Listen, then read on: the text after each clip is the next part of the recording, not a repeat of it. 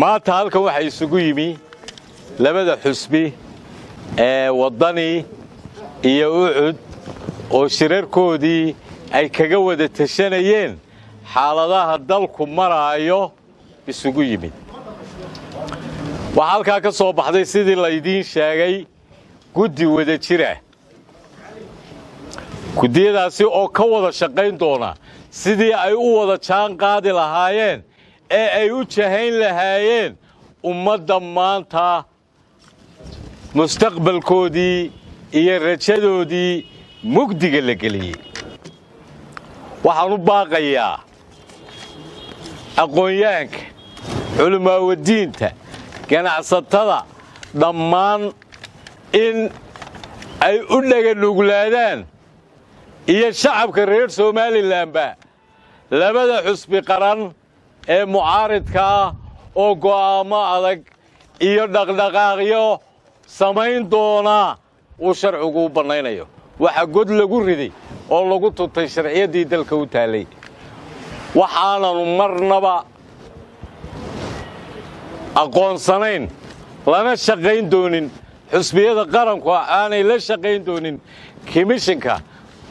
qolka madow lagu dhaariyay saaka hoostiisa lama shaqayn doono sidaan horena u cadaynay waayo ma waafaqsanaa sifihii sharciga ahaa hadday tahay qaabkay ku yimaadeen hadday tahay qaabkii lagu ansixiyey iyo hadday tahay qaabka imika lagu dhaariyeyba waxaanu cadaynaynaa inaananu la shaqayn doonin horena ay uga soo saareen labada xusbi maantana aanu ku celinayno waayo qodobkoodii ugu horreeyey ee ahaa 7 xubnood oo komishan cusuba in la keeno iyagaan dhammayn baa maantana la dhaariyey inay mindiroortays tahay ayaad arkaysaa maxaa la odhan jiray qoley qorqabasho kuma biyacabto ma yeelayno taas waa taa waxaan runtii laba kelmadood oo gaagaaban odhanaya saaxiibbaday ayaa hadalka dheereeyey waxaan jecelahay kollay saxaafaddu sii wada dayn maysee in yaroo kooban inaan ka idhaahdo guddoomiyaha baarlamanka hadalka uu yidhi maanta uu yidhi inkastoo saaxiibkay cali uu ka hadlay waxa weeyaan guddoomiyaha baarlamanku wuxuu yidhi xasaanad iyo sharci ma leh wixii ka hadlaa waa in la xidhaa marka xasaanad ay xusbiyadu yeelan waayaan baarlaman xasaanad yeelanayaana ma jiro cid xasaanad yeelanaysaana ma jiro waxa tan ka habboonayd adigoo soo mariya sharciyadda soo mariya oo yidhaahdaa dalkii hal xusbiyo keliya ayaa laga ogol yahay iyo madaxweyne xusbiyadiina waanu baabi'inay baarlamanka iyo golayaasha deegaanka iyo cid kastoo dawladda u shaqaysana waxay ka mid yihiin xusbul xukuumiga uun adigoo yidhaahda ciddii ka hor timaadana dee sidaa walba dhici jirtay waa tii inaylay uu ku haystay kilalkan inagu xiga waa tii maxamed siyaad barre waa ta iminka jabuuti oo kale maaha wax lala yaabo laakiin waxa weeyaan waa haddii dadku raalli ka noqdo kamana raalli noqonayno waxa iyaduna runtii intaa dheer inuu wiigan gudihiisii ku baaqayey iyadoo meel qarannimada Somaliland lagaga hadlaayo uu ku baaqay soo eega xamar ma shaqaalaha xamar ee farmaajo xukumaabuu ka mid noqday mise waa nin Somalilandana oo madaxdii ugu sarreysay ee dalka maaha waxaan been abuur ka samaynayo waxa ka helaysaan nin waliba telefoonkiisa ayuu ka helayaa haddaa baarsho ku dhufataan guddoomiyaha baarlamanka hadalkii ugu dambeeyey ee iminka uu saaxiibkay cali cantir tilmaamayay waxa uu xidhiir toosa la leeyahay inkastoo inaan magacaabo aanan jeclayn oonu ognahay oo caddaynteediina haynaa rag waaweyn oo ka shaqeeya duminta Somaliland oo ka haya xilal xamar ka haya ciddii u baahata caddayntoodana waanu soo bandhigi doonaa sidaa daraaddeed markuu baasha ka shaqaynayo fidmada halkan wuxuu fulinayaa sidii fidmo dalkan ay uga dhici lahayd sidaa daraaddeed waxa saako ugu dambaysay qayladhaani ka soo baxaysa gobolka Sanaag, gobolka Togdheer, gobolka Awdal, tanna way soo gaadhi doontaa faraha lagula jiraa iyadoo la isku diraayo beelaha la isku diraayo dadka walaalaha ee wada degan degaamadaasi la isku diraayo taasoo ay tahay fidmo ka socota dadkaan jeclayn jiritaanka Soomaaliland. halkan waxaanu isugu nimid labada xisbi qaran, xisbiga wixii iyo xisbiga wadani, waxaanu isugu nimid xafiiska guud ee Soomaaliland ee u furan xisbiga wixii anagoo gudiyada labada dhinac ka kooban xisbiga iyaga wadani uu hogaaminayo gudoomiyuhu, xisbi kalena ay hogaaminayaan ku-xigeenadiisii iyo xogayihii guud iyo fulintii iyo raggii madaxda ka xisbiga iyo xogayaashiisii, maadaama uu Faysal ku maqan yahay safar gudoomiye xisbiga wixii markii aanu shir ballaaran yeelalay in si fiican u arrimaha sida isu saaran yihiin si tafadiran uga doodnay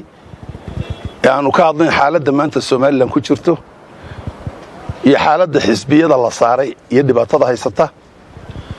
waxa la isla gartay labada xisbi ay isla garteen in la magacaabo gudiye hawleed ka kooban labada xisbi oo labada dhinaca oo xisbi walba uu yeelanayo 12 xubnood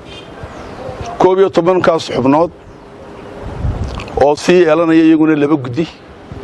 gudina ay noqonayso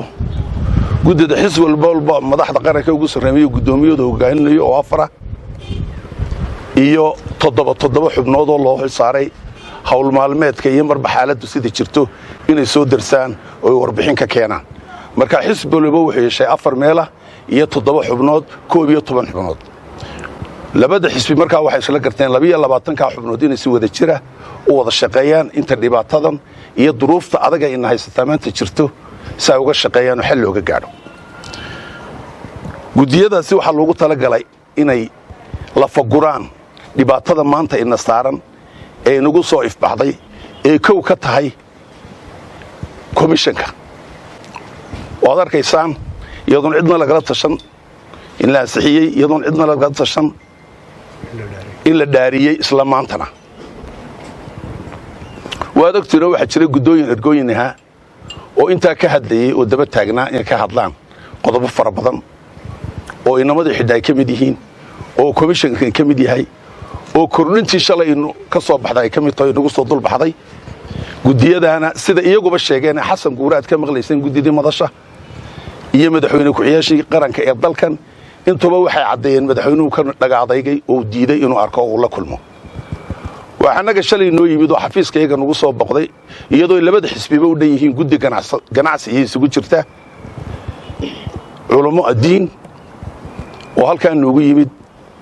oo ay labada xisbiba ka wada doodeen oo u sheegeen waraysi markay la yeeshanayeen warbixinna siiya dhibaatada jirta ergaanna warbixintiina waanu siinay ergadiina maanta ayaa la balansanaa ilaa maantana waa la sugayaa jawaabtooda.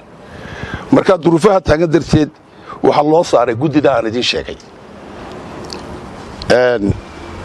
waad arkaysaan dalka waxa ka socday dhibaatada ka taagan waxa weeyaan cidna dawladdu uma joojinayso. dalkanina wuxuu halkan ku soo gaadhay oo madaxweynayaashii hore ku soo maamulayeen isdhegaysi iyo isu fadhiisi iyo isla sugid iyo tanaasul. intaaba wuu diiday madaxweynaha jamhuuriyadda Soomaaliland maanta haystaa inuu cidnaba ka maqlo dictatoriyad adag oo mudanatii Maxamed Siyaad Barre ka adag tahay ayuu ku dhaqmayaa oo cid walba ka dhagaadaygayo. halkay la gaari doonto ilaahay un baa garan doona. cadaalad darrada waxaanu leenahay nimankaas waxay ku xiran yihiin sifan darraa waa qayr dastuurkii ma meel lagaga dhacay. waxaanu leenahay sharciyada ha ku soo noqo xukuumaddu farahana ka qaado maxaabiista hayso hana soo dayso mas'uuliyiinta xisbiga wadani. anu intaas ayaan ku bogaadinayaa. xaaladaha faraha badan ee ku xeeran dalkeena Soomaaliland waxa loo baahan yahay in la kala ergareeyo oo dawladdu cadayso. mid waxaan oranayaa gudoomiye baash, midna waxaan oranayaa madaxweynaha. labada qodob baan anigu sheegaya. gudoomiye baash waxaan leeyahay gudoomiye baash wuxuu ku yimid xambaar wuxuuna ku xukumaa oo uu dalka ku xukumaa waxa weeye niman doorasho ku yimid buu ku xukumaa waxa loo baahnaa inuu dhexdhexaad noqdo oo uu noqdo guddoomiye dhexdhexaada muu noqon saaka wuxuu sheegay oo yidhi wax xasaanada oo ay leeyihiin xusbiyadu ma jiraan buu yidhi haddii aanay xasaanad lahayn xusbiyadu isna xasaanad ma laha baasha wuxuu sameeyey oo kale dhallinyarada isagoo u khudbadaynaya xaflad qaran ka khudbadaynaya ayuu yidhi dhallinyarada waxaan odhan lahaa xamar taga isagaaba xamar ku sii wada oo leh xamar taga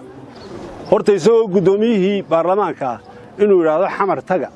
waa wax aan hagaagsanayn oo aan fiicnayn waxaa kaloo jirta khaatumo heshiis bay la gashay somalilan heshiiska ay la gashay ninka ka dhex shaqaynayey isagii madaxweynaha ee broblemska geliyey waa isaga